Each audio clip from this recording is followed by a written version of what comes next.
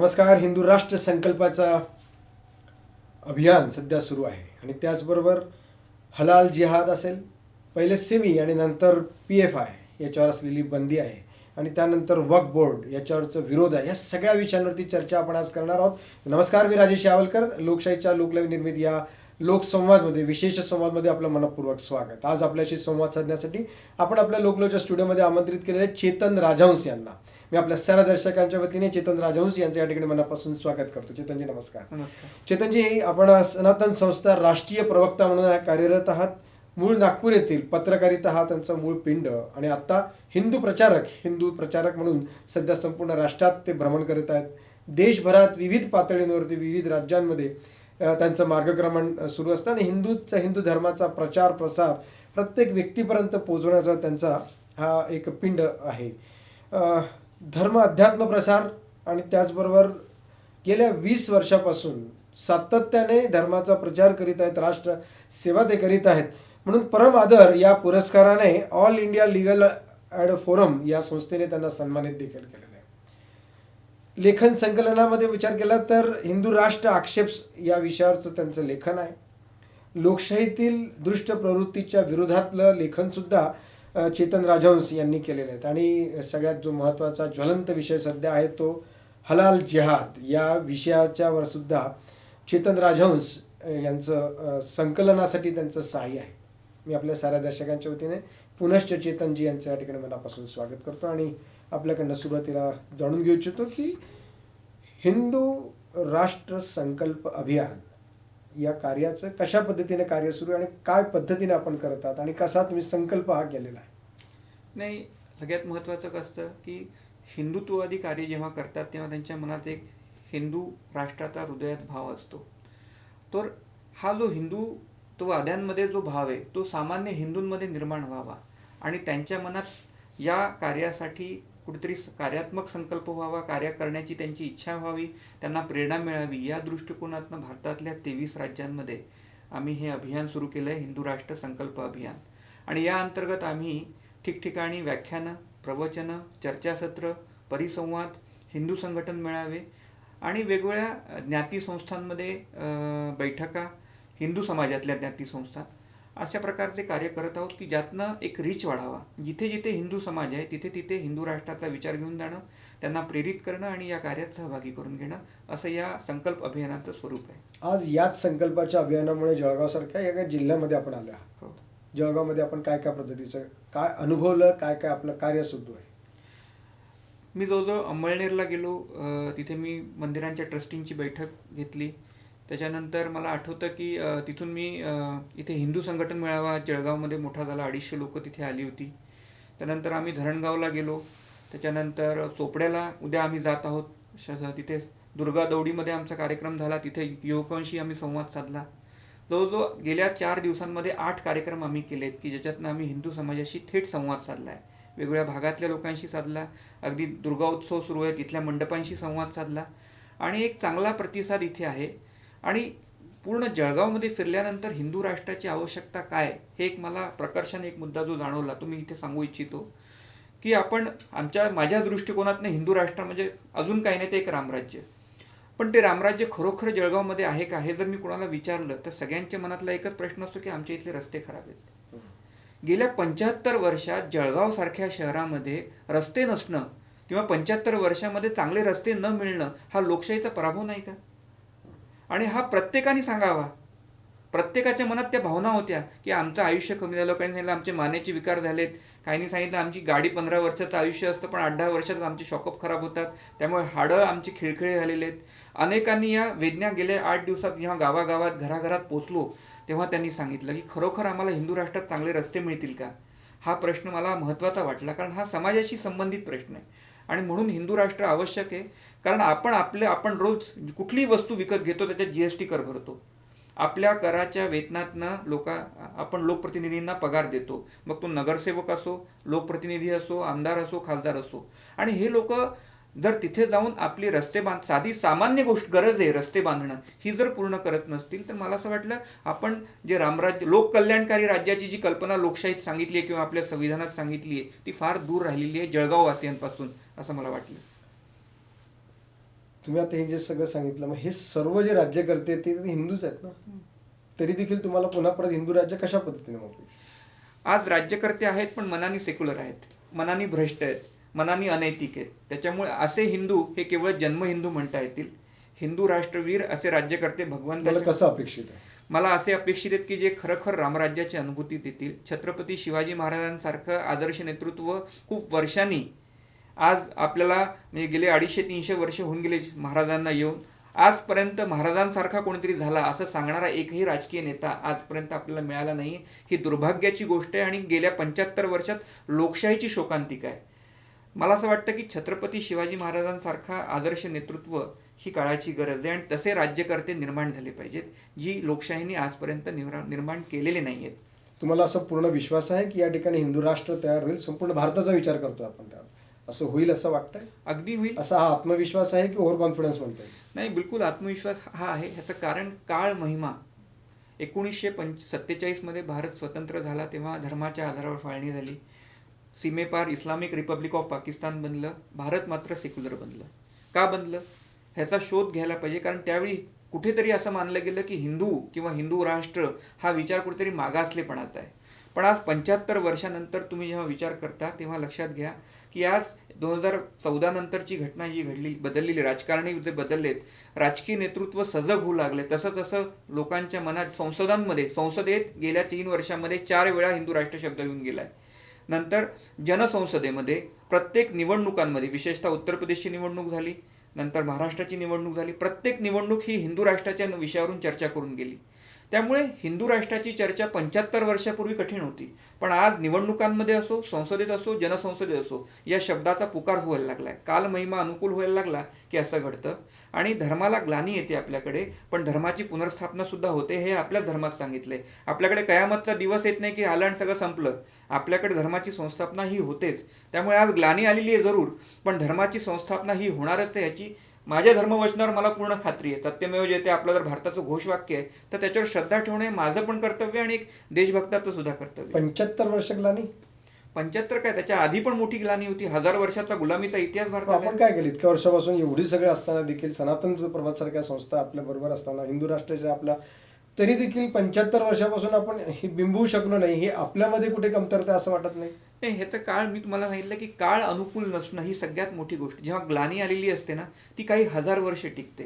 ती काही 70-75 वर्षांचा काळ नसते. त्यामुळे ग्लानीतनं बाहेर पडण्यासाठी सुद्धा कालावधी द्यावा लागतो. पण तो कालावधी आज अनुकूल होत आहे, तो काळ अनुकूल होत आहे आणि 2025 नंतर मी तुम्हाला एक छोटंसं उदाहरण सांगतो. सेक्युलरायझेशन वाढतंय असं वाटत नाही, बिलकुल कमी होते. मदरसांवर बंदी येते. तुम्हाला आज मी तुम्हाला सांगतो की वक्फ बोर्ड, जे सगळ्यात मोठं वक्फ बोर्डाची चर्चा मला इथे करावीशी वाटते की आसाममध्ये वक्फ बोर्डाचे जे नियमन करणारी संस्था आहे त्याच्यावरच सरकारने आज बंदी घातली आहे. वक्फ बोर्ड काय आहे तुम्हाला माहिती आहे का? 1992 मध्ये वक्फ बोर्डचा कायदा आला. वक्फ बोर्डचा कायदा म्हणजे काय होता की केवळ मुसलमानांसाठी हा कायदा होतो. भारतीय संविधानानुसार प्रत्येक नागरिकाला समान मानलं गेलंय. तरी सुद्धा हा कायदा केवळ मुस्लिम समुदायासाठी केला गेला. या वक्फ मंडळाला अशी जबाबदारी देण्यात आली की त्यांनी without enquiry, without investigation, without document एखाद्याला नोटीस पाठवायची आणि ती जागा आमची असं सांगू शकायची. असा कायद्यातच ड्राफ्टिंग आहे. आज तुमची ही बळीराम पेठेतली ही जागा आहे, हे तुमचं कार्यालय आहे. तुम्हाला उद्या जर वक्फ बोर्डाकडनं नोटीस आली की ही जागा आमची आहे, तर तुम्ही काय करू शकता? तुम्ही इथल्या लोकल न्यायालयात जाऊन ह्याच्याविषयी चर्चा नाही करू शकत. तुम्हाला वक्फ ट्रिब्युनलमध्ये जावं लागेल मुंबईला, 400 किलोमीटरचा प्रवास करून त्या नोटिसीचं उत्तर द्यायला. तुम्ही म्हणाल अरे तुम्ही आता समजदार आहात, तुम्ही कोर्टात जाऊन लढाल तर तुम्हाला 4-5 वर्ष स्वतःच्या खर्चाने हा खटला लढावा लागेल. तुम्ही म्हणाले की माझ्याकडे एवढा वेळच नाही, मी एक वर्तमानपत्र चालवतो, तर ते तुमच्याशी बोलणी करतील की तुम्ही 4-5 लाख रुपये मला द्या, आम्ही जे आमची नोटीस मागे घेतो. एक प्रकारे एक्सटॉर्शनिस्ट काम हे वक्फ बोर्ड करते. हे लँड माफिया बनलेलं आहे आणि भारतातल्या कितीतरी जागा, गावं या लोकांनी जे आहेत ते स्वतःच्या ताब्यात घेतलेली आहेत. मी तुम्हाला एक उदाहरण सांगतो तामिळनाडूचं. तामिळनाडूतल्या एका गावाला पूर्णपणे यांनी नोटीस पाठवली की हे गाव आमचं आहे. एक हिंदू तिथे आपली जमीन विकायला गेला, त्याला नोटीस बोर्ड आली की तू विकू शकत नाही इथे वक्फ बोर्डच्या अनुमतीशिवाय ही जागा. आणि तिथे त्या गावात आदिवासी, पालघर जिल्ह्यातली स्थिती आहे की वक्फ बोर्डाने एका गावाला नोटीस पाठवली. ते आदिवासींनी आपल्या जीवनात कधी पालघरचं न्यायालय पाहिलं नव्हतं. त्या लोकांना जेव्हा कळलं की असं आहे, त्यांनी सांगितलं, ऑफर दिली की तुम्ही तुमच्या जागेत राहा आणि धर्मांतरित व्हा. मुसलमान म्हणून वक्फ बोर्डाच्या या जमिनीची देखभाल करा. अशा प्रकारचं कन्व्हर्जनचं काम हे वक्फ बोर्ड करते आणि हे अतिशय गंभीर आहे. मला दुर्भाग्याची गोष्ट अशी वाटते की आपल्या जळगावमध्ये ऑक्टोबर महिन्यामध्ये ही समिती गठीत होते. ऑक्टोबर नोव्हेंबरमध्ये मला 2 महिन्यात. जळगावच्या औरंगाबादमध्ये सध्या ऑलरेडी वक्फ बोर्ड आहे आणि जळगावला ती समिती येऊ पाहते. मग याला तुम्हाला विरोध करण्याचा ठीक आहे, नाही हा कायदा बदलणं आवश्यक आहे, अगदी. पण मग त्याच्यासाठी वक्फ बोर्डलाच विरोध करायचा हे कितपत उचित? ह्याच्यात 2 गोष्टी आहेत. एखादा घाणेरडा आणि अयोग्य कायदा करायला 2 ते 3 महिने लागतात, जो काँग्रेसने 1992 मध्ये केला होता. पण एखादा कायदा रद्द करावा यासाठी जर लढायचं असेल तर सडक, संसद आणि सर्वोच्च न्यायालय 3 माध्यमातून लढावं लागतं. सर्वोच्च न्यायालयातनं हा कायदा जर निरस्त करायचा झाला तर 5 ते 7 वर्ष चांगल्या वकिलाला खर्ची घालावी लागतात जीवनातली. आणि रस्त्यावरून हे आंदोलन केलं तर लोकतंत्र संसदेत बसलेले जे लोक असतात ते जरूर ऐकतात आणि त्यांच्याकडे विशेष पॉवर असतात सत्ताधारी पक्षाकडे, की एखादा कायदा करायचा असेल तर तो झटक्यात होतो कॅबिनेटच्या अनुमतीने आणि रद्दही करायचा असेल तर तो त्या झटक्यातच रद्द होऊ शकतो. जसं वक्फ बोर्डचं तुम्ही आता हे सगळं सांगतात, तुम्हाला हे अगोदर सुचलं नाही का की PFI सारख्या ज्या संस्था आहेत त्यांच्यावरती कारवाई करावी, असं शासनाला कळवावं, त्यांच्या लक्षात आणून द्यावं? इतके वर्षापासून PFI आपल्या देशामध्ये कार्यरत होतं. आत्ता गेल्या महिना 2 महिन्यामध्ये त्याच्याविषयीची माहिती, त्याच्याविषयीची जी गंभीरता आहे ती आत्ता सरकारला होते. पण आपल्यासारख्या हिंदुत्ववादी संघटना ज्यावेळेला कार्यरत असतात त्यांना अशा या संस्था दिसत नाहीत का की ज्या देशविरोधक कार्य करतात आहेत? 2013 मधलं उदाहरण सांगतो मी. 10 वर्षापूर्वी आम्ही एक हिंदूवाद्यांचं आणि भारतातल्या राष्ट्रभक्ती निवृत्त लष्करी अधिकाऱ्यांचं एक शिष्टमंडळ आम्ही तयार केलं होतं आणि ओडिशाला आम्ही एक मोठी बैठक घेतली भुवनेश्वरमध्ये आणि सरकारला पूर्णपणे ह्याची माहिती दिली की PFI ही ट्रेंड आर्म फोर्स आहे. 1 लाखाचं सैन्य त्यांच्याकडे मिलिटरी ड्रेसमधलं आहे. लक्षद्वीप आज पॉप्युलेशन जिहादमध्ये गेलेलं आहे. लक्षद्वीप हे बालद्वीप झालेलं आहे एक प्रकारे. आणि केरळ हे भारतातनं तुटू पाहत आहे. PFI ही कर्नाटकमध्ये जेव्हा येते तेव्हा ती KDF बनते, केरळला कर्नाटक डिग्निटी फोरम बनते किंवा तिचा पॉलिटिकल चेहरा SDPI असतो. ही जेव्हा तामिळनाडूमध्ये जाते तेव्हा मुस्लिम मुनेत्र कळघम बनते. हीच जेव्हा आंध्रमध्ये जाते तेव्हा ती इंडियन मुजाहिदीन बनते. हीच गोव्यामध्ये येते तेव्हा GFC म्हणजे गोवा पीस फोरम बनते. तर ही संघटना म्हणजे 7-8 संघटनांचा एक समुच्चय असा होता की जो प्रत्येक राज्यामध्ये मिलिटरी ट्रेनिंग देऊन मुसलमान मुलांची माथी भडकवत होता. हे आम्ही 10 वर्षापूर्वी सरकारला सांगितलं आणि मग सरकारने NGOs ज्या होत्या त्यांच्यावर बंदी घातली. FCRAचा नियम जो आहे तो कडक केला. FEMAवर बंदी घातली आणि सरकारला असं वाटलं होतं की या प्रकारे त्यांच्यावर हे होईल. परंतु या ॲक्टिव्हिटी काही थांबल्या नाहीत. गेल्या 10 वर्षात 350हून अधिक हिंदू नेत्यांच्या दक्षिण भारतात हत्या झाल्या.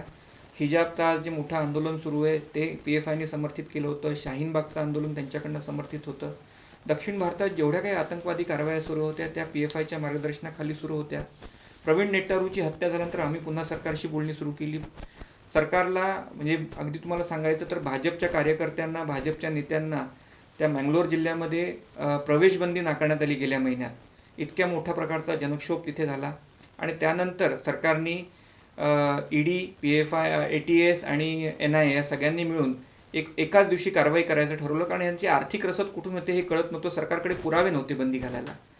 जेव्हा हे कळलं की केरळमधला जो आतंकवादी आहे किंवा PFIचा कार्यकर्ता आहे तो तिकडे जात नाही तरीसुद्धा त्याला पैसे येत आहेत. कारण केरळचे बहुतांश लोक जे आहेत ते गल्फमध्ये नोकरी करतात. त्यांना 6 दिनार जर पगार असेल तर त्यांना 12 दिनारचा पगार मिळतो आणि तो उरलेले 6,000 दिनार जो असतो तो तिथला व्यक्ती तो इथल्या PFIच्या भारतीय अकाउंटमध्ये पैसे पाठवतं. हे जेव्हा EDला लक्षात आलं, जवळजवळ 50,000 कोटी रुपये दर महिन्याला केरळमध्ये येत होते.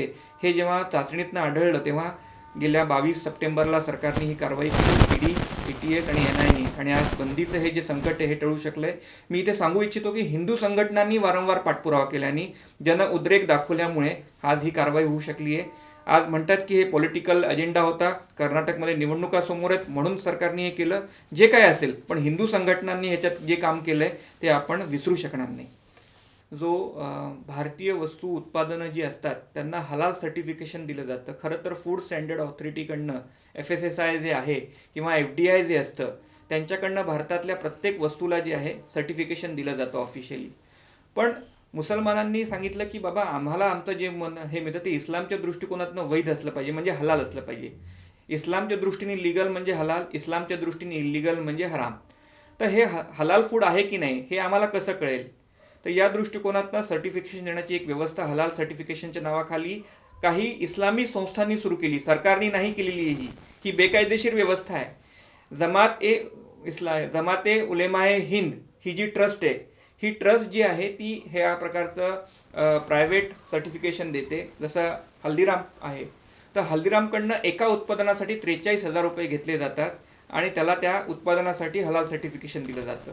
समजा हल्दीरामचे 75 प्रोडक्ट आहेत, तर प्रत्येक प्रोडक्टसाठी 43,000 रुपये घेतले जातात. म्हणजे एक प्रकारे हा जकात जिझिया कर घेतला जातो आणि त्यानंतरच त्याला विदेशात विकता येतं. मुस्लिम समुदाय तो विकत घेतो जर त्याला हलाल सर्टिफिकेशन असेल तर.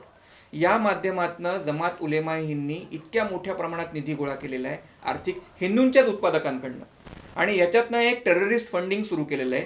तुम्हाला मी धक्कादायक गोष्टी सांगतो. भारतात जितक्या साऱ्या टेररिस्ट ॲक्टिव्हिटीमध्ये मुसलमान अडकलेत, 700 मुसलमान, त्यांचे कायदेशीर खटले जमात उलेमा हिंद लढवत आहे. कमलेश तिवारीची हत्या झाली, त्याचा खटला जमात उलेमा हिंद लढवत आहे. सीएला आंदोलन केलं, त्याचा फंडिंग जेवढ्या लोकांनी दंगे केले होते त्यांचे दंगे रोखण्यासाठी लीगल एड जो आहे ते जमात उलेमा हिंद देत आहे. ते एक प्रकारे आतंकवादी नेक्सस जे आहे ते या हलालच्या पैशांवर पोचलं जाते, म्हणून याला हलाल जिहाद म्हटलंय. आणि सगळ्यात दुर्भाग्याची गोष्ट अशी आहे की हे जे सर्टिफिकेशन जे बेकायदेशीर आहे, एक प्रायव्हेट ट्रस्टला कुठल्याही प्रकारचा अधिकार नसतो एखाद्याकडनं जीएसटी घेऊन त्याला सर्टिफिकेशन देण्याचा. आमच्या संस्थेला सुद्धा नाही, आम्ही पण ट्रस्ट चालवतो. तर अशा प्रकारे बेकायदेशीर कार्य सुरू आहे आणि याच्या दृष्टिकोनातून भारत सरकारने जागं होण्याची खरं तर आवश्यकता आहे. भारत सरकारने एक भयानक चूक केली होती की भारतातनं जेवढं मांस किंवा वस्तू निर्यात होतं त्याला अपेडानी कुठल्याही जर मांस हे करायचं असेल तर तुम्हाला हलाल सर्टिफिकेशन अनिवार्य अशी एक कंडिशन घातली होती. आम्ही सांगितलं भारतातनं जे मांस निर्यात होतं त्यातलं 70% मांस हे व्हेनेझुएला, रशियाला होतं, जे नॉन इस्लामिक कंट्री आहेत. त्यांना हलाल सर्टिफिकेशनची गरज काय? त्या निमित्ताने यांना लाखो रुपये अनावश्यक मिळत आहेत. सरकारने अपेडावरची जी नोंद होती की अनिवार्य करण्याची जी कसोटी होती ती रद्द केली. हा आमचा पहिला विजय. आणि आता मला सांगायचं आहे की या दृष्टिकोनातनं आम्ही कोर्टात जात आहोत. सडक, संसद आणि सुप्रीम कोर्ट या 3 माध्यमातून एखाद्या संघटनेला, एखाद्या हिंदुत्ववादी कार्यकर्त्याला लढता येतं. आम्ही तिन्ही माध्यमातून लढत आहोत. या आता दिवाळी येते, तर गेल्या वर्षी पहिल्यांदा हलालमुक्त दिवाळी महाराष्ट्राने साजरी करण्याचा निश्चय केला. महाराष्ट्रात अनेक गावांमधनं आज समाज जागरूक होऊ लागलाय. मॉलमध्ये जाऊन तो विचारतो हे हलाल सर्टिफाईड आहे या नाही आणि मग घेतोय. तर ही जी जागृती आहे हेच हे काम करेल. तुम्ही हलालला विरोध करतात आहात, तुम्ही PFIला विरोध केलात, तुम्ही वक्फ बोर्डाला विरोध केलात, सिमीला सुरुवातीला विरोध झाला. ह्या सगळ्या विरोध करणारे विशिष्ट धर्माला विरोध करून तुम्ही हिंदू राष्ट्र निर्माण करू इच्छितात असं हे सगळं चित्र आहे. तर तुम्हाला कसं अपेक्षित आहे या एखाद्या विशिष्ट धर्माला पूर्णपणे विरोध करायचा, तिला संपुष्टात आणायचं, तिला नष्ट करायचं आणि आपलं हिंदू राष्ट्र आणायचं? हिंदू राष्ट्राचा विचार जो आहे तो विश्वकल्याणकारी विचार आहे. आमच्याकडे हिंदू राष्ट्र लाखो हजारो वर्ष होतं, 1947 पर्यंत होतं. आणि इथे हिंदू म्हणजे राजा हरिश्चंद्रापासून ते आजच्या म्हैसूरच्या वाडिया राजापर्यंत 1947च्या, किंवा छत्रपती शिवाजी महाराज असो, विजयनगरचं हिंदू साम्राज्य असो, सगळ्यांनी हिंदू राज्य दिलं. आणि हे हिंदू राज्य विश्वकल्याणकारी होतं हे मी सांगतो. कारण इथे शक आले, हूण आले, कुशाण आले, सगळ्यांना सामावून घेतलं. पारसी आले, यहुदी आले, ते आपल्या संस्कृतीचा भाग बनले. आज आपण टाटा हे पारसी कधी आम्हाला माहिती सुद्धा नसतं. आमच्या पिढीला आम्हाला माहिती असतं की ती एक भारतातले राष्ट्रभक्त उद्योगपती आहे.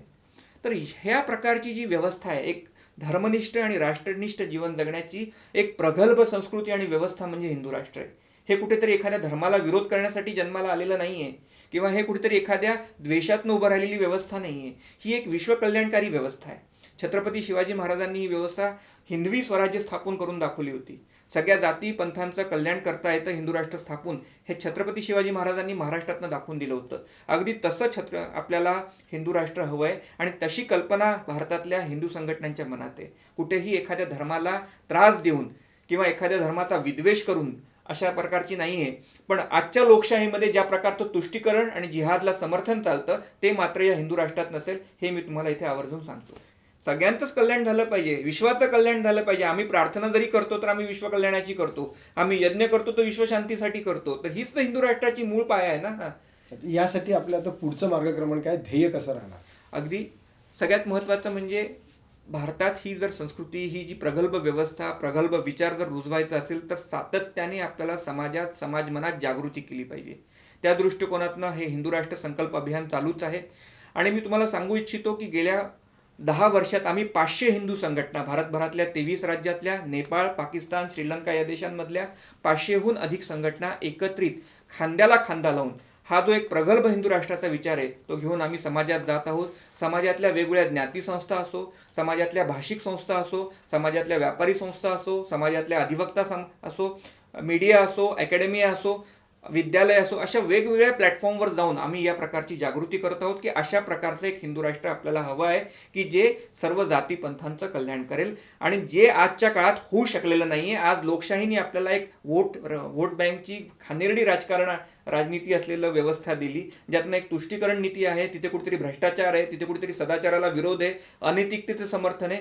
अशी व्यवस्था आपल्याला नको आहे. आपल्याला एक रामराज्याची अनुभूती देणारी व्यवस्था हवी आहे. या दृष्टिकोनातून आम्ही जागृती करत आहोत, सभा घेत आहोत, परिसंवाद घेत आहोत, व्याख्यानं ठेवत आहोत, हिंदू धर्मजागृती सभा घेत आहोत आणि ही जागृतीच मला असं वाटतं की एक दिवस हिंदू राष्ट्राच्या दिशेने आम्हाला घेऊन जाईल. सगळ्या भारतीयांना वाटलं पाहिजे की भारत हे हिंदू राष्ट्र झालं पाहिजे. अण्णा हजारेंचं आंदोलन 2011 मध्ये झालं होतं. अण्णा हजारेंच्या आंदोलनामध्ये सगळ्या जणांनी भ्रष्टाचाराच्या विरोधात लढा दिला. लोकपाल बिल आम्हाला हवंय हे सांगण्यासाठी इथल्या जळगावच्या व्यक्तींनी सुद्धा टोपी घातली, मैं अण्णा हूं. दिल्लीला नाही गेले ते. तर असं सगळीकडे वाटेल तेव्हा ते कायदे होतात, तसं ते हिंदू राष्ट्र येईल. त्यांच्या या सगळ्या कार्याला आपण आपल्या सगळ्या परिवाराकडनं खूप खूप मनापासून शुभेच्छा देऊया आणि त्यांनी केलेला संकल्प भारत हा हिंदू राष्ट्र व्हावा आणि हिंदू राष्ट्राच्या दृष्टिकोनातून त्यांचं हिंदू राष्ट्र म्हणजे सर्वांना सुख समाधानाने आपल्याच भारतामध्ये व्यवस्थित राहता येईल, एक रामराज्य या ठिकाणी तयार होईल, अशी त्यांची मनात असलेली संकल्पना निश्चित पूर्णत्वास येऊ